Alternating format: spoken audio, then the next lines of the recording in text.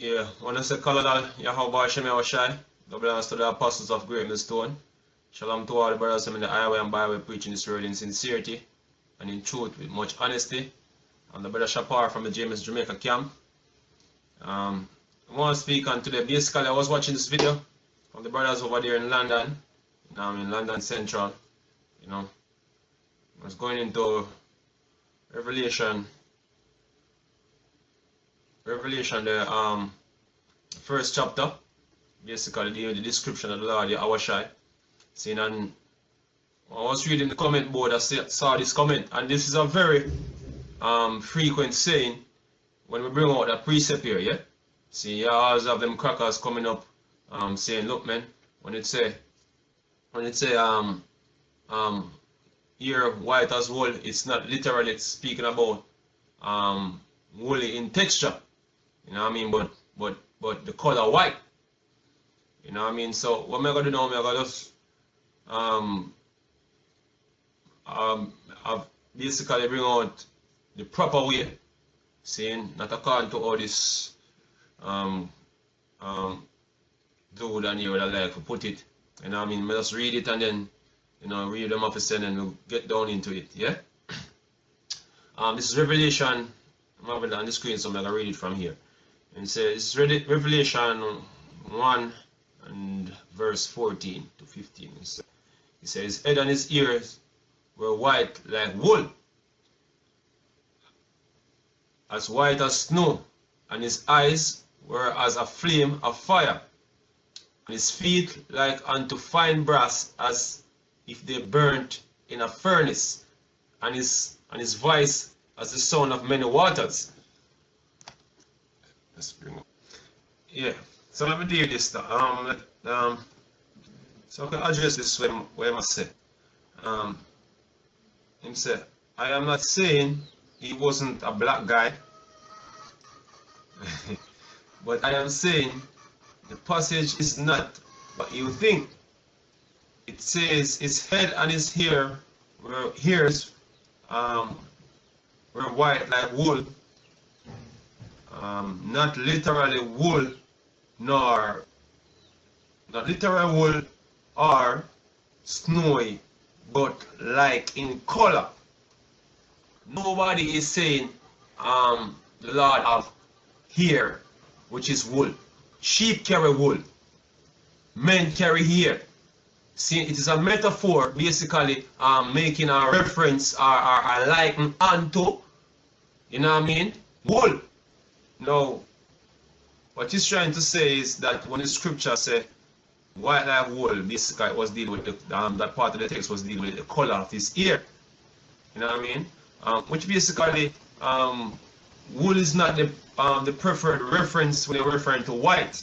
You know what I mean? That's why in the text here, you can notice there is two references. It refers to wool and it refers to snow. You know what I mean? Why is this?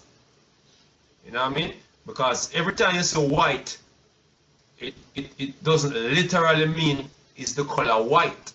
Because white not only represents color. Let's bring up the word white, the definition of white. See? It's a free from color. See, meaning the pure bright white. You know what I mean? Of the color of snow or of milk. Now, if you read the whole entire definition of white come down the line here, you will never see it refer to wool as white. You know what I mean? Because the purest white you can see basically is snow. You know what I mean? Wool is not always a pure white when you're dealing with color. You know what I mean? So it would be a good reference. So the reason why it said white as wool, you know what I mean? Because whites also refer to purity. You know what I mean? How we know this? Say it. This can be said concerning Revelation the 13th chapter. When you go Daniel, it said that in Daniel. Let me go back here. When they give you the description of the Lord Yahweh, Seeing Daniel, see, it said, I behold till the thrones were cast down, and the ancient of days did sit, whose garment was white as snow. Notice him use snow here. You know what I mean? They say never say him garment is white as wool. Note that. It said white as snow, because snow is the best comparison when they use in the color white to refer the actual color white. Snow is the best thing to refer to. You know what I mean? As even the dictionary says snow or milk. You know what I mean? And ear, and the head of his ear like unto the pure wool, and his throne were like the fire flame, and his wheels were burning as burning fire. So these are metaphors, and you have certain time when I use certain metaphor. In this case, when they use wool, it's not referring to the color, but more like to the pure texture.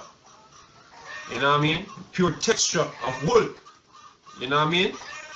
Because when I go into the word, when I go into the word here, wool, when I go into the word wool here, go into the word wool, it's Amar. Strong's H 6015. MA. Okay. MA.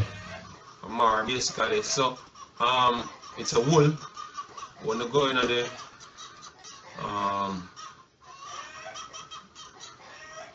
see, when I go into the Strong's, the root, saying wool, whiteness, wool. When the texture part here, you notice when it's right here, it's a Strong's definition. It's a Tasmar, basically, it's proper pronunciation. Tasmar. It's a from an unused root probably means to be shaggy.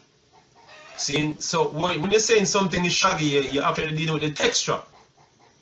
You know what I mean? You actually use this texture, but what type of texture? Wool. You know what I mean? Because we know the soca white man have shaggy. Basically, when flame here, you pull up, them call it shaggy.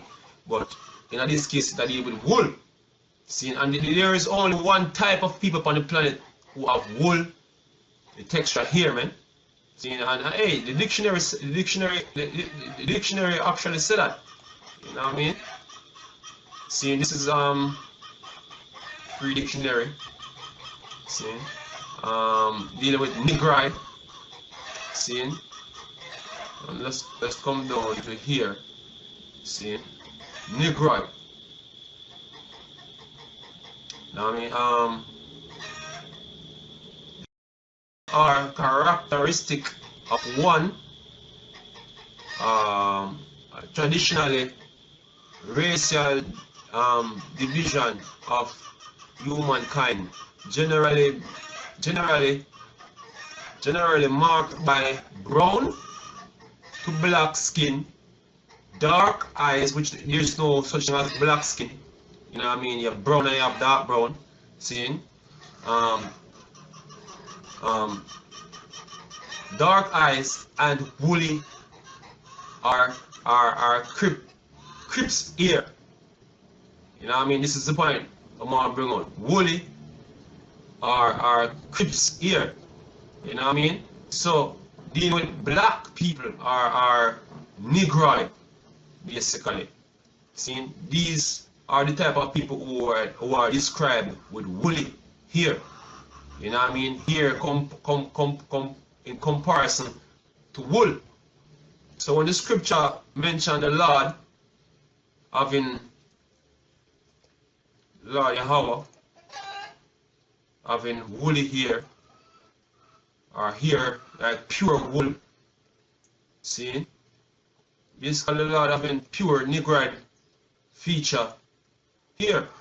So going back to the color white, see, white is not always referred to as a color. You know what I mean? Give you an example. Let me jump down here. Because soca white man have a whole lot of racial undertone um, right here, you know what I mean? Because they make reference to white people all the time as being pure, you know what I mean? Um, it's a free from right here. It's a free from spot or blemish as such, free from moral impurities. See, because some of the time white is used, see, it's basically dealing with pureness and impurity. Oh, no, this even in the scriptures it said that, you know what I mean?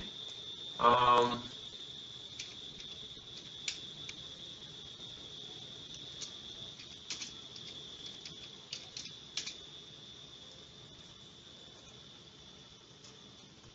see, this is Daniel.